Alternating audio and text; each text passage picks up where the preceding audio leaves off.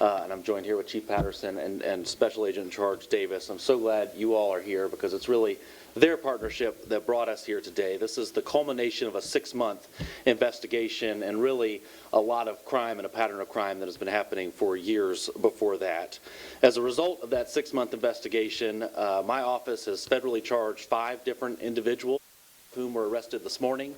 5 other individuals were arrested on state charges, but our investigation is ongoing. We continue to look at the evidence. Obviously, a lot of evidence was seized today, and more charges or more individuals charged may be forthcoming. So the hotel we're talking about is the Garden Inn. I want to be clear, that's not a Hilton Garden Inn. It's an independent hotel called the Garden Inn. It's in the Sugar Creek and I-85, right in that corridor there. And this morning, a whole bunch, hundreds of FBI agents and CMPD officers and other law enforcement descended on that hotel to execute these arrest warrants, to execute search warrants there. And before I even start, I want to commend the law enforcement for the job they did this morning. I was in the command room this morning. I was on the site at the hotel a little later this morning to see law enforcement in an enclosed hotel, an enclosed hallway with multiple levels, executing search warrants and arrest warrants down the hall where many of those rooms have guns in them, and doing so safely without any incident is really incredible. They put a lot of thought into that. I watched this morning as a school bus picked children up from the hotel, and they waited for the school bus to depart and for those children to safely get to school before the operation started. I saw an FBI agent in full SWAT gear help a resident of the hotel take her groceries up this morning because the path was a little different because of the law enforcement presence there. Just a tremendous job. Now, the reason we were there is because the Garden Inn has become this rampant and pervasive hub of drug trafficking and gun trafficking activity. It has been a problem hotspot that is causing problems throughout the Charlotte community. From January 1st, 2024 until May 18th of this year, just last week, at the Garden Inn alone, that one address, CMPD received 590 calls for service. In 29 months, 590 calls for service. They made 47 arrests there, not including the arrests made today. And there are innocent people at that hotel. I mean, I met some of them this morning. There are innocent people there, but the hotel itself serves as almost like a farmer's market for drugs and guns. There are multiple rooms on multiple levels where people are buying guns and drugs, and those innocent people that are living there were duped. This is a hotel that advertises that they have 24/7 security on the property. They advertise. You go to their Facebook page, we have 24/7 security. And that's important in that area because it's a high crime area in Charlotte. But what they don't tell you is that the security officers that they hire and that they employ and that are there at that hotel 24/7 are among the defendants that we arrested today. And of course, everything I'm saying today is simply allegations. We filed a complaint to seize the hotel today, and these are arrests of these people. But their security team, we allege, are felons. They have extensive criminal records, violent crimes, drug crimes, you name it. They sell drugs. The security team is selling drugs there. They're selling fentanyl, crack cocaine. They're selling pills that they're telling people are ecstasy, but we tested and they're actually methamphetamine. And they're selling guns. The security team is selling guns to people that shouldn't have them out of that hotel. Now, you would think, if you owned this hotel, you would want to curtail that. You would think you would not hire these security people. You'd think you would run background checks on your security people. You would think that you would cooperate with CMPD when they come and say, there's been a shooting at your hotel, can we see your cameras? But that is not what the owner of this hotel, Jessica Woodard, did. CMPD met with her, told her about their security concerns, told her about her security guards. They did not listen. CMPD put guidance out to all the hotels in the area, giving them guidance on how to curtail criminal activity. Things like limit cash transactions for one-night stays. Use public records to verify the identities of people that are checking in. See if they're maybe wanted for a crime. But Jessica Woodard and the Garden Inn did not listen. And because of that, they created the crime there instead of stopping it. And that's why we filed our action today to seize that hotel. And I hope that this is a message to other hotel owners out there, that if you are working on the side of the criminals instead of the side of the police, we are going to use our federal asset forfeiture power to take your hotel. We're going to seize the property because we cannot let pockets of Charlotte become safe for criminals and not safe for anyone else. We cannot do it. So let me tell you a little bit about the federal indictments this morning, those that were arrested. The first was Marcus Logan. He was charged with possession of a firearm by a felon. He was the head of security for the hotel. He was known to law enforcement in the area as a drug dealer, mostly in that area, that Sugar Creek I-85 corridor. He has an extensive criminal history. He has convictions for assault with a deadly weapon, inflicting a serious injury, for robbery with a dangerous weapon, lots of felony narcotics violations, obviously, and other arrests, including arrests for murder, drug trafficking, assaults with a deadly weapon, and robbery. He was actually working as a uniformed security officer in the hotel while wearing an ankle monitor on release for a crime. That's what was going on at the Garden Inn Hotel on Sugar Creek Road. Police warned the owner about him, and of course, he continued to be employed there. In the last 5 months or so, law enforcement has purchased 5 guns or drugs from Mr. Logan directly at the hotel from a room in the Garden Inn, where he was the head of security. Justin Lamont Day was arrested. He was charged with distribution of fentanyl, possession of a firearm and furtherance of a drug trafficking crime, and possession of a firearm by a felon. He used a room at the Garden Inn to sell fentanyl, which we know is a deadly, deadly drug. He sold guns. He sold some of those drugs and some of those guns to undercover officers there. He was known for selling drugs in that area, and tellingly, he got kicked out of another hotel in the area and returned to the Garden Inn, where he was selling drugs and found this morning. He has several convictions for robbery, for possession of a firearm by a felon. Michael Boatwright was the third that was arrested this morning. He's charged with 2 counts of distribution of fentanyl, one of the most deadly drugs out there. He lived at the Garden Inn. He walked around the neighborhood. He sold drugs.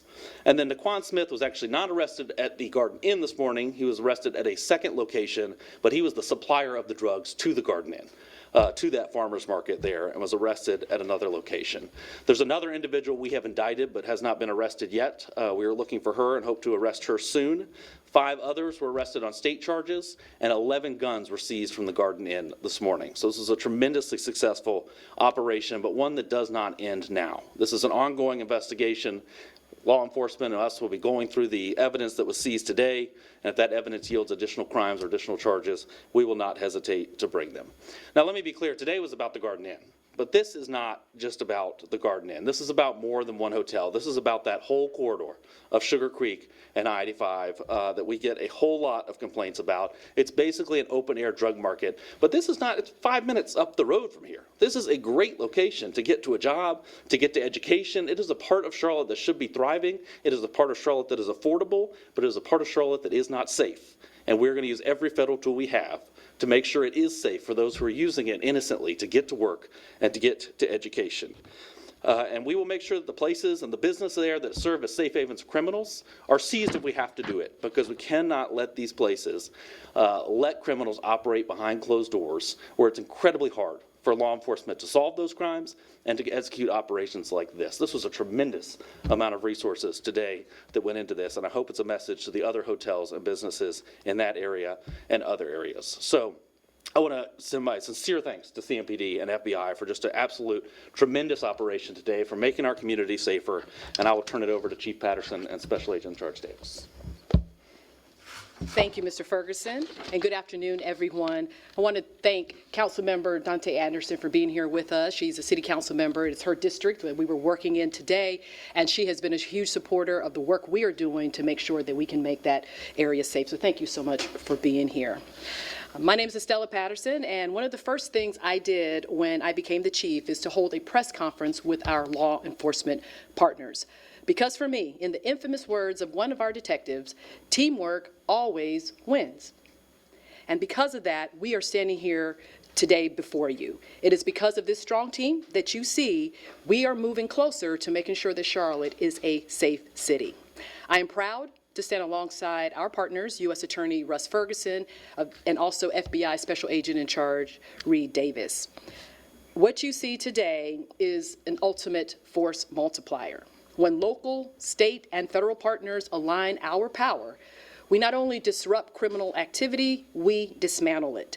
CMPD's investigation today into the Garden Inn and Suites Hotel began roughly 6 months ago, as you heard the U.S. Attorney talk about. For too long, this property has acted as a stronghold for illicit activity. The data tells a stark and undeniable story. In 2025, CMPD responded, as you have heard, over 500 calls to this single location. This represents an increase over the previous year. But numbers only tell part of the story. Those calls are not only capture the toxicity that we have seen in that area, but it also has a ripple effect on the illegal enterprise operating out of that location. The criminal activity, though, did not stop at the property lines.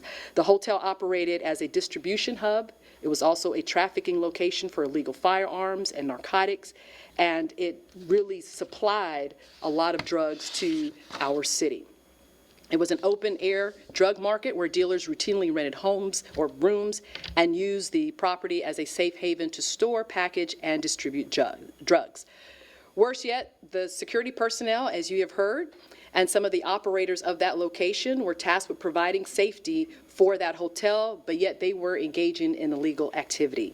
Despite repeated law enforcement interventions and hundreds of calls for service, security failed to take any meaningful action. Instead, they allowed criminals to secure extended stays to avoid police detection.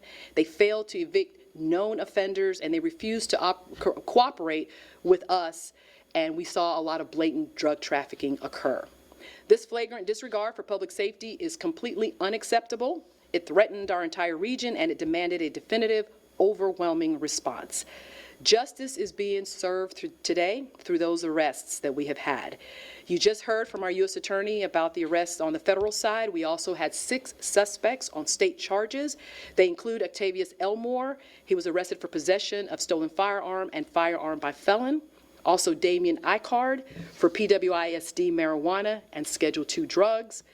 Nelson Lewis, he was arrested for firearm by felon, possession of stolen firearm, and PWISD cocaine and marijuana. Anthony Logan was arrested for firearm by felon and felony possession of marijuana and possession of drug paraphernalia. Christy White was arrested for trafficking methamphetamine and carrying a concealed weapon.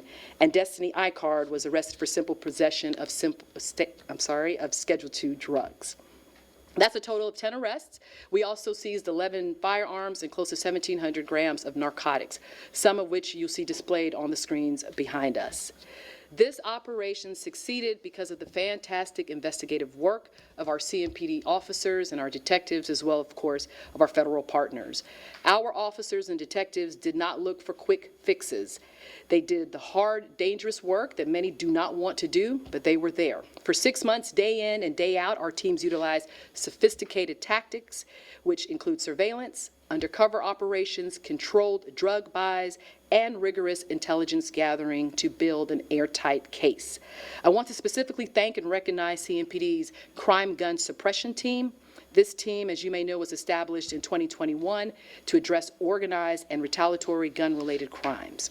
I also like to thank members of our Safe Streets Task Force and our Violent Crimes Task Force.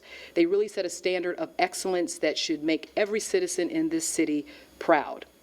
But excellence alone is not enough. You have to have allies. You have to have people who are going to stand by you to do the work. When the scope of this operation was expanded, we leaned on our federal partners, and they answered the call without hesitation. I want to say thank you to the Federal Bureau of Investigations, Homeland Security Investigations, and our U.S. Attorney for your partnership. This is what happens when individuals become a collective, so that we have a win for our entire community and not just for individual agencies. We pooled our intelligence together, we pooled our resources, we synchronized our tactics, and today we have completed our first phase of this mission. To the criminals who think they can operate with impunity in our neighborhoods, please take a hard look at who is standing up here before you around this podium. We have the will, we have the partnership, and we have the resources to stop this criminal behavior and activity from occurring. If you are a criminal, just like the U.S. Attorney said, that is running a criminal enterprise in our city, we will coordinate across all levels of law enforcement, and we will work with our private partners and our community to shut down illegal operations for good. Thank you so much, and at this time I'll turn it over to our Special Agent in Charge, Reed Davis, for his remarks.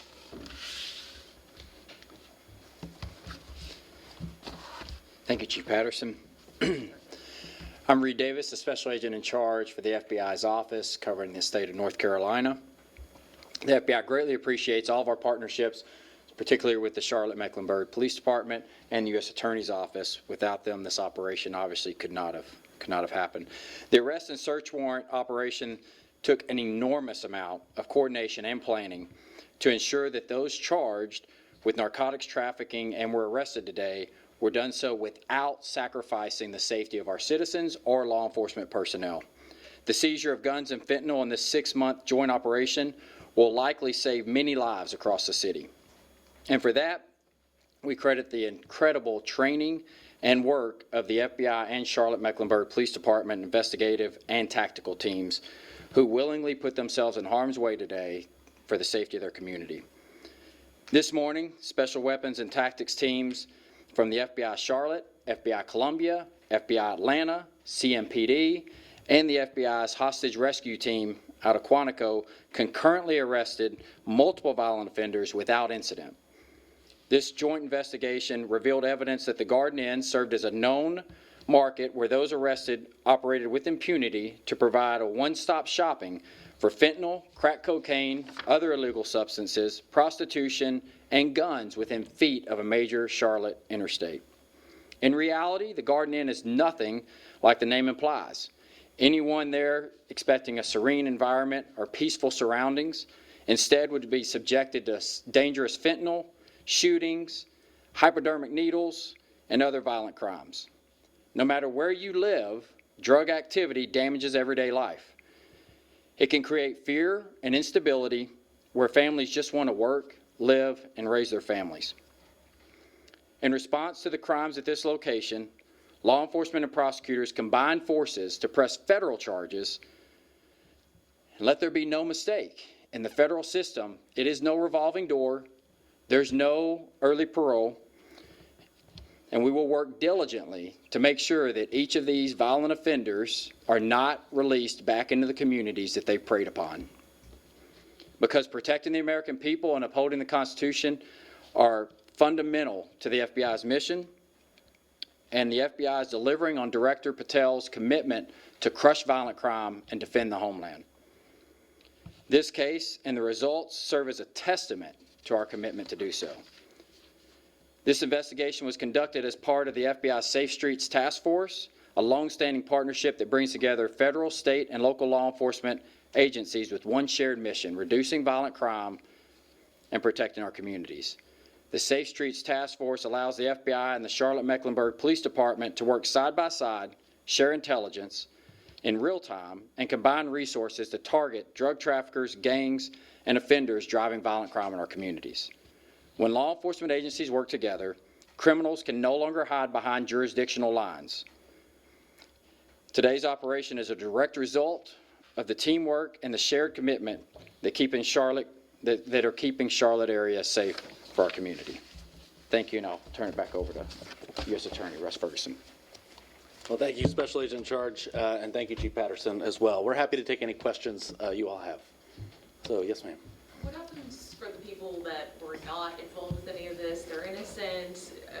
Do they get to continue to live here, or where are they being housed now? Yes, great question. So they sure do. The hotel will continue to operate as normal. What we have done is filed a lease pendens on the property, so it cannot be sold or transferred in any way. And we will litigate that to try to seize the property. But at the end of the day, this is a hotel. Even if we ultimately seize it and auction it off, it's most likely a hotel operator will buy it. So we don't expect any interruption for the innocent victims that are there. Yes, ma'am. I had a question in regard to the security card. Is the hotel not required to have a licensed, North Carolina licensed security person on the property? To my knowledge, no one's required to have that. I think to have an armed security guard, that's certainly preferable. Not armed, just the security guard. You usually have to go through a North Carolina licensing process. Yes. To be a security guard. That is correct. So the state of North Carolina mandates and has all the requirements related to being private security and having that. We are looking into that more to make sure that they followed proper procedures on that. And if they haven't, then that would be state charges that would come forth from that. Chief Patterson, I know your department's been proactive trying to get to some of these problem businesses to bring them on as allies. How do you encourage some of these businesses that don't want to work with you guys to put humanity and safety over profit? crime? Sure. We want them to comply. We want them to do it voluntarily, but actions like today really sends a message. If you don't comply, if you don't do what's legal, we're going to make you do what's legal.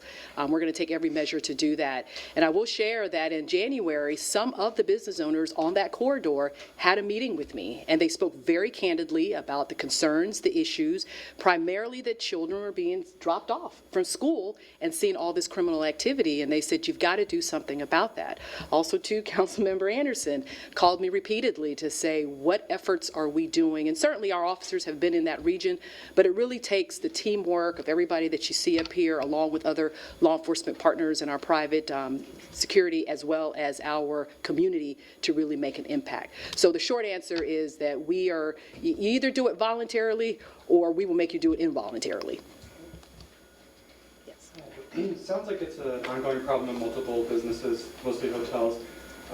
Is this the sort of response that we should sort of expect each time these operations happen? Is it costly to do this? You mentioned hundreds of agents. That seems like a lot of time and money to forge these operations. Is this going to be the standard, or is this sort of like sending a signal to businesses?